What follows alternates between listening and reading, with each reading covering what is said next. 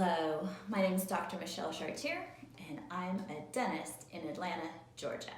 However, I graduated from University of Southern California in 1995, and this is my office.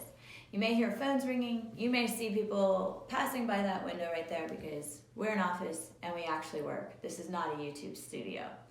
Nevertheless, I hope you enjoy this video. We're going to talk about 4 ways to make dental school more affordable, or becoming a dentist, as it were. It's pretty amazing, the cost, staggering really, of what dental school costs today. Okay, we talked a little bit about this in my first video, and that is the easiest way to make dental school affordable is to go in-state. And as a resident of that state, you will save, on average, $138,000. That's pretty amazing savings, and I would suggest you highly look into that. However, there is a caveat to that. So if you decide to go to an in-state school, but that school doesn't have a good reputation, you might find it difficult to find a job as you get out because a lot of dentists want to hire alumni from their same school. The reason for that is you will use similar materials as you work day to day, so they won't have to purchase separate or different materials. And also you'll have similar philosophies. So it really is important to look into, well, I might be saving money, but I will have a difficult time finding a job. For example, when I went to school in Southern California, the Alumni Association with USC is extremely strong. In fact, it's known for clinical dentistry. So if I went to schools such as UCLA, I may not have as easy of a job, I have as easy of a time finding a job. Keep that in mind. Figure out the reputation of the school that would give you the lower tuition. We also talked about the fact that Puerto Rico has the cheapest dental school of all the dental schools. Now, one thing I would say about that is, okay, I understand you're trying to save money. I get it. It makes sense. However, if you're trying to get a job in Texas, ultimately, to live and have your career, and you have a degree from Puerto Rico, you're missing a great opportunity to build a network, and also there's other opportunities from being in the state from which you plan on living. One of those is if you are going to be a resident of that state and you already have family in that state, you can utilize your family members as patients. You're like, patients? Patients for what? Well, to graduate from dental school, you have to do a certain number of procedures. For example, you might have to do 20 crowns, 14 fillings, 3 root canals, 2 orthodontic procedures, et cetera, et cetera. You get my point. It's very easy to utilize family members because you know that they'll show up for their appointments and they possibly can afford the treatment that you are rendering. So, there you go. Use the family to your benefit. That's what they're there for. They love you. They want to help you out. They want to see you become a good dentist. All right, on to number 2, financial aid. Obviously, not many people are able to afford dentistry on their own. They use financial aid. There's 2 different kinds of loans, so when you're looking for the financial aid and you go to the office, you want to find subsidized loans. The reason for that is the interest payment accrual is deferred until the day you graduate. What does that mean? Well, if it's unsubsidized, that means the minute you take out the loan, you start accruing interest.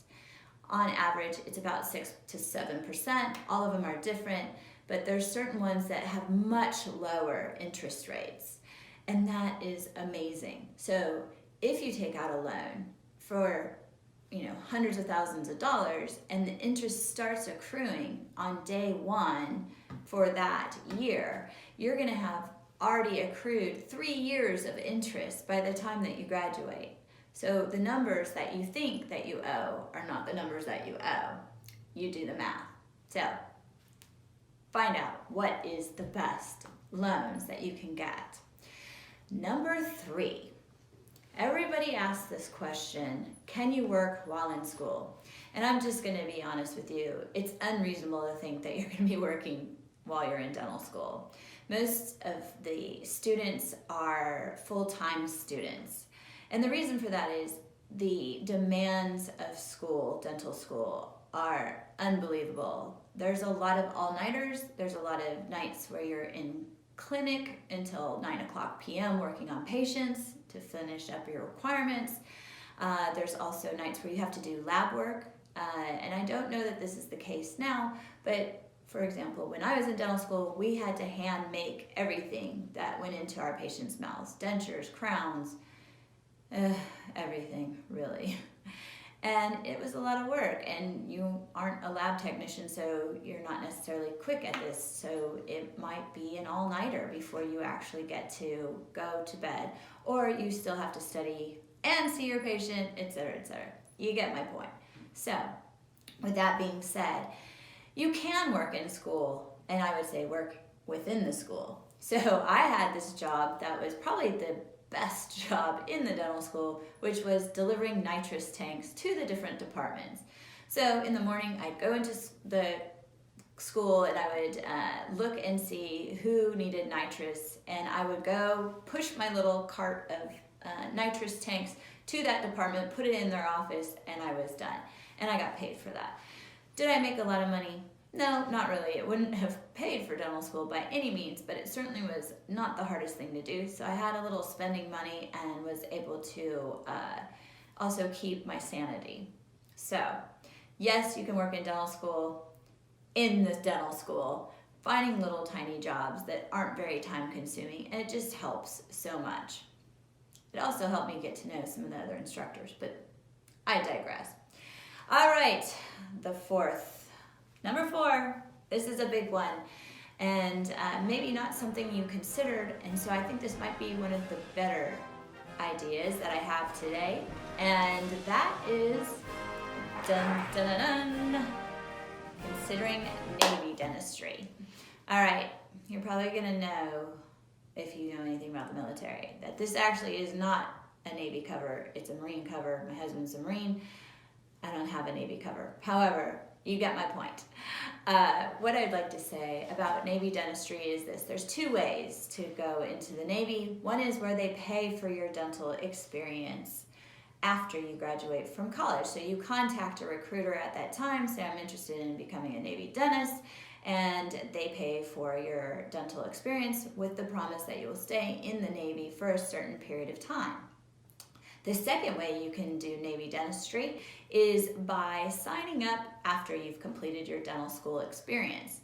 What do you mean by that? I would say that you can go into the Navy with the promise that you will serve for a certain number of years. I believe it's 4 years at this time, and they will put you in a position where pretty much all your expenses are paid, meaning you can live on base, and your food and your travel is all paid for. And when I say travel, you might be stuck on a ship, but which isn't really glamorous.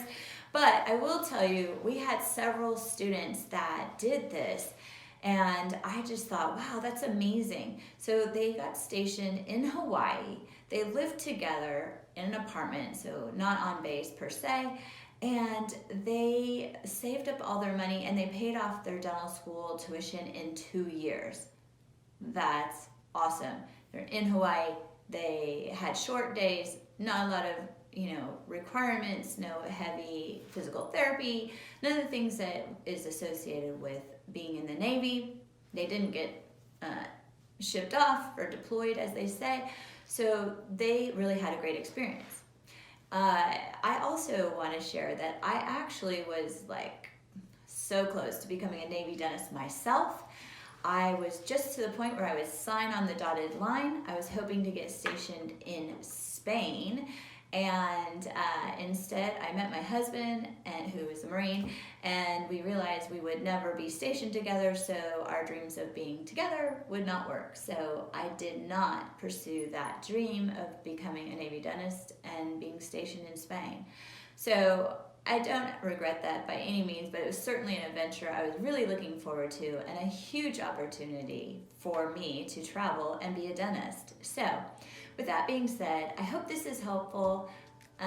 If you like this, please like and subscribe, and I can't wait to share more information with you. Thanks!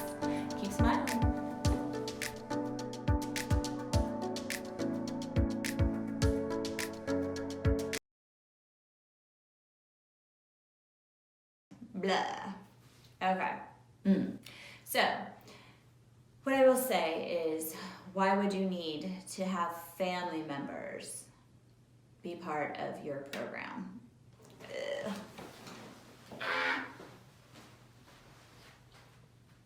Is once you have completed your your dental school. All right, let's start over with that.